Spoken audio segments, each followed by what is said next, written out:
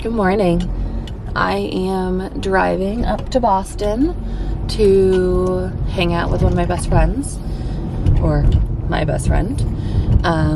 Just dropped the kiddos off at school and daycare, and now I am on my way.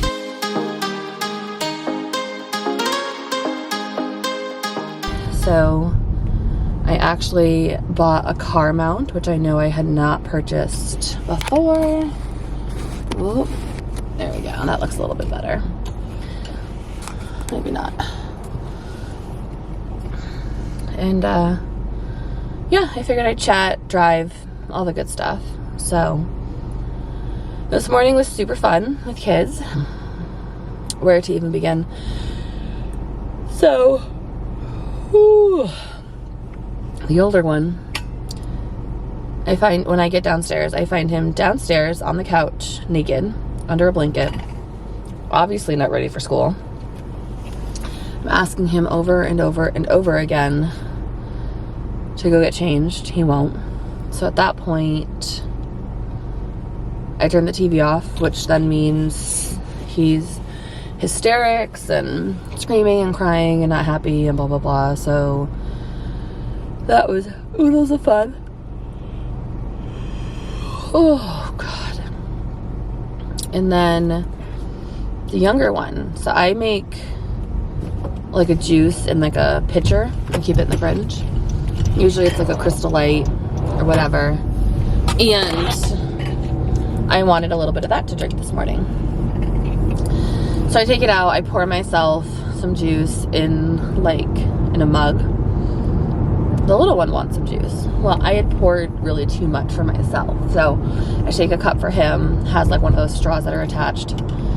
Take a cup for him and I pour some of my juice into his cup. Well, that's not okay. It's not the same juice. He starts freaking out. He wants the other juice. So I literally go outside to load up my car and my windows are closed in the house. And I can hear him screaming because of the juice. So I go in and I see the juice that was in his cup all over my counter. My shirt was there, my camera batteries were there, my camera was right there. I mean, it was everywhere. So that was my morning. And then I go to put him in the car. You know, I'm not buckling him correctly or, not letting him do enough. So that's a fight and crying and whatever. So this whole parenting thing, love them, but God, I need a break. And speaking of parenting, let's talk about going on vacation with your children. So we just got back from a week-long cruise. We went on the Norwegian Escape, went up to Canada. It was like the New England itinerary. I don't know if I would do that again, where my kids can't go to the kids club to give me a break. James was eligible to go, but Jackson had to be 3, and right now he doesn't turn 3 for 2 more months, so technically he wasn't allowed to go. But it's just every little thing was difficult. Everything. I mean, let's talk about dinner. So, on a cruise, one of the nice things that you can do is you can go to like the main dining room. It's a nice service. It's appetizer, main meal, dessert, drinks, whatever. The very first night when we got on the boat, they had 3 main dining rooms. So the very first night we went to one of them, and it was taking a while. I mean, probably not a while if we didn't have kids, but it felt like a while. So it got to the point that the kids were they couldn't sit still. They were, it's been a long day. Couldn't sit still, climbing over the table, climbing under the table, just making messes, all that kind of stuff. So by the time the main meal came, we were done, we had to go. We were actually thinking about going before that, but we didn't want to be those people that put it in order and then leave. So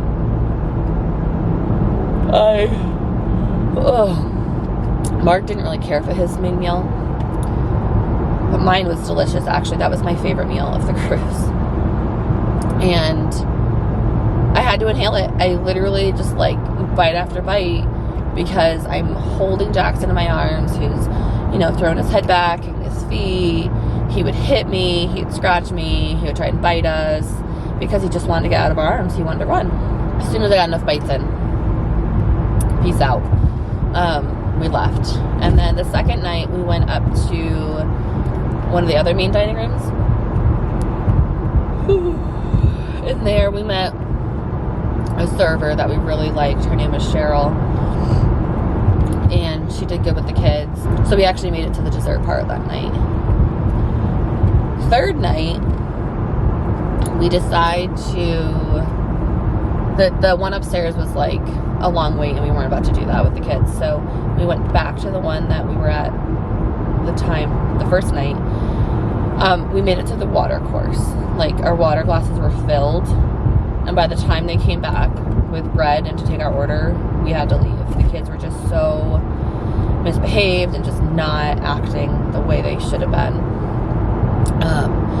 So at that point we went upstairs to like the buffet and ate up there, which it's fine. It's not my favorite place, but it did. But, you know, from then on we stuck with going to Cheryl's section. We'd always request her, and, you know, from then also, like, as soon as she came over to even like pour us water, she was asking the kids' order and putting it in right away, so that way like the kids' food came out almost immediately. So we got a better routine down.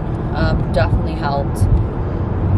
But, you know, I know people say this all the time, you go on vacation to relax and you come home needing a vacation, but God, with kids it's even more true. It's just, you know, so we came home on a Sunday. I took off Monday from work to do laundry and all that crap, and it's just exhausting. You know, I can feel myself getting worn down. Tuesday at work I did extra. Yesterday at work, oh my God, I did so many patients. I did not even finish my visit until like almost 5 o'clock. So it's just, I came home and my mind was gone. I just couldn't do it. Our room on the cruise. So when you first walk in, you have like the bathroom on the right hand side. You have like a little table vanity thing with a mirror, and then across from that you have a couch, and the couch is what like slides out a little bit to make like a twin bed, and then the other one folds out of the ceiling to make almost like an upper bunk for a bunk bed.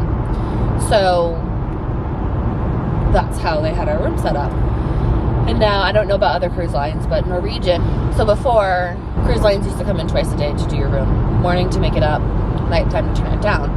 So what that meant was, like, in the morning when they'd make up your room, they would put away the extra bed. That way, like, you had room again. Like, they'd fold it all back up and put it away. At night when they came in to turn it down, they would take it back out. So Norwegian stopped doing the nighttime turn down, which is fine. However, that meant that the bed from the ceiling was down all the time. So it very quickly became a jungle gym.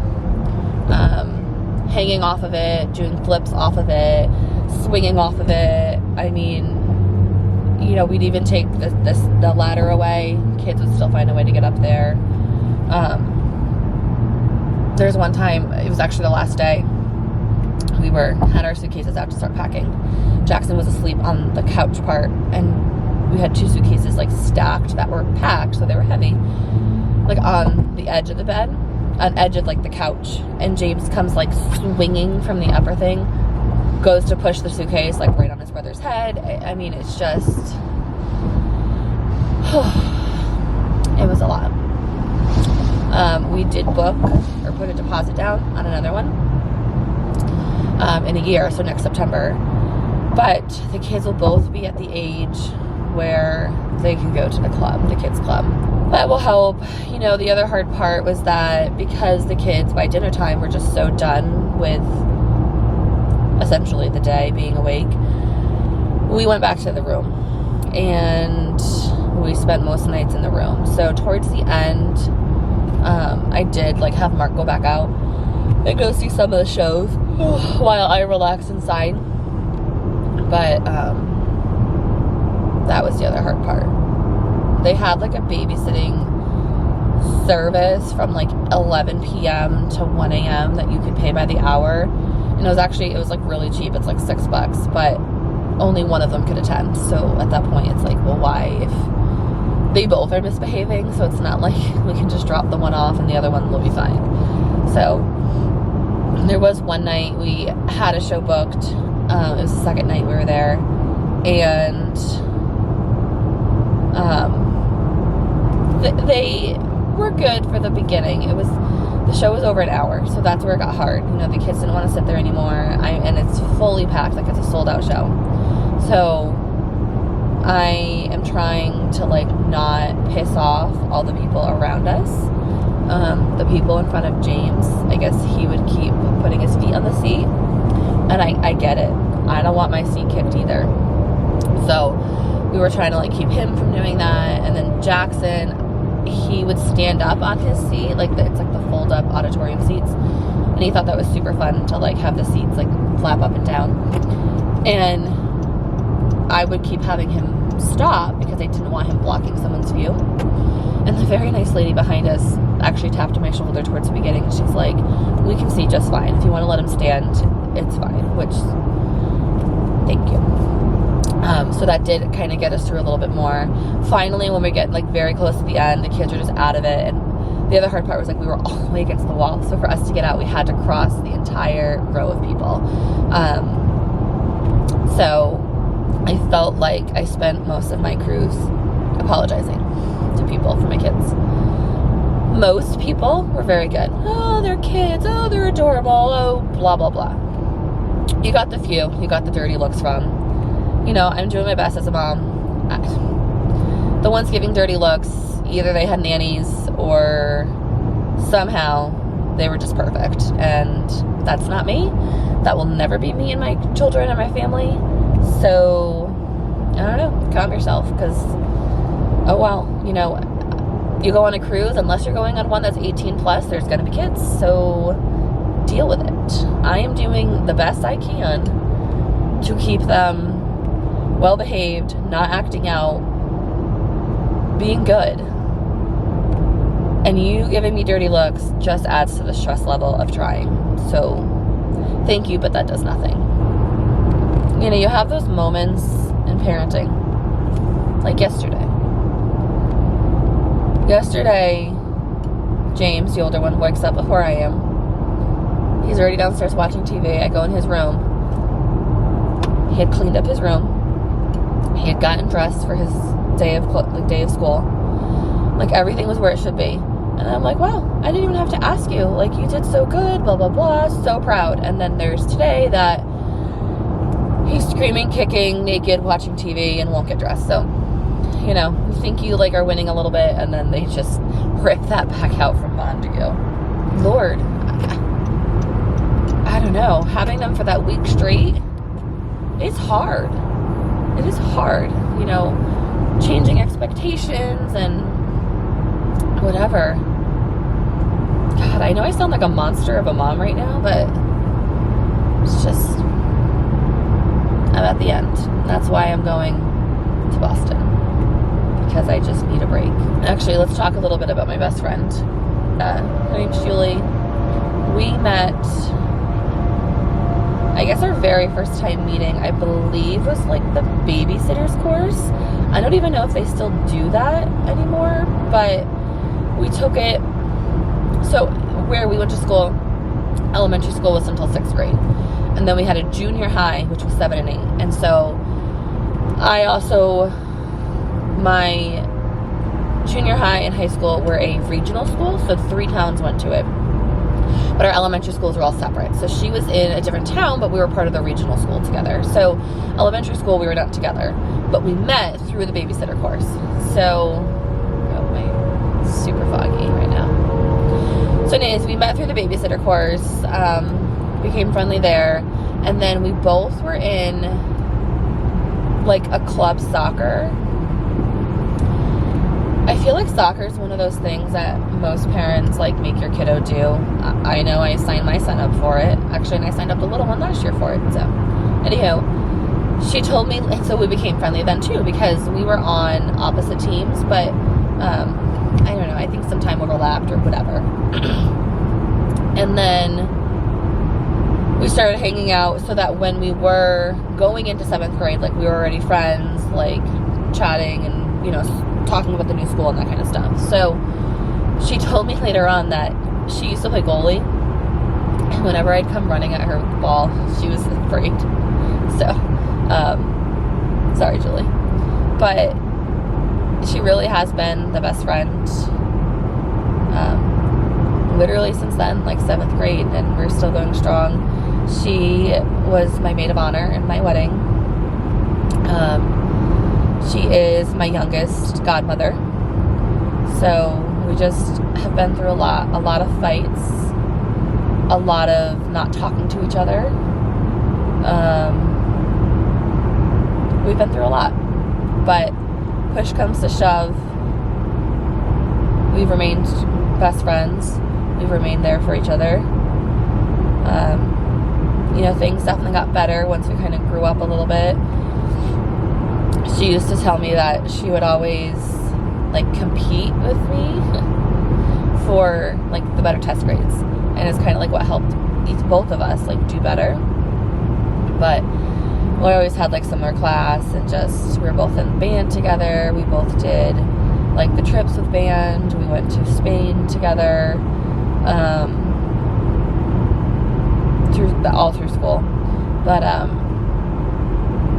trying to think what else. Many nights of sleepovers and hanging out.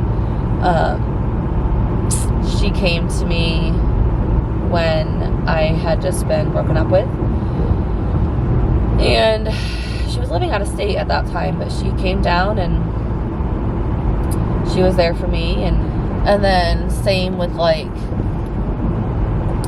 you know, when she was going through hard times like that, I wasn't able to get up to her at that point, but she kind of just left up there, came down and hung out with us instead, just to kind of help get her mind off things. And it's kind of like, I'm sure people have seen the saying where it's like you have those friends that will come bail you out of jail, and then there's the friends that are like right there next to you being like, oh my god, that was fun, let's do it again. That's her. So like, she knows me better than anybody. Holy fog. Literally cannot see in front of me right now. She's also the friend that I can honestly and openly say anything about my marriage, my family, myself. She knows about the struggles in my life. You know, we're a lot of people you wouldn't tell those things to. So I hope someday, soon, I'll be part of her wedding and baby showers and help do all of that. So I look forward to that next step for her and her life. There might be some changes coming up soon, which I hope to hear more about once I get up there and see her. Oh, here's another thing. So growing up, when she'd get to my house, you know, when we actually got to the point of driving, she'd just walk in. Like, she wasn't a friend that had to knock, whatever. And, you know, she was hungry, she just opened the fridge and went in. And I loved that. I loved having a friend that was comfortable like that.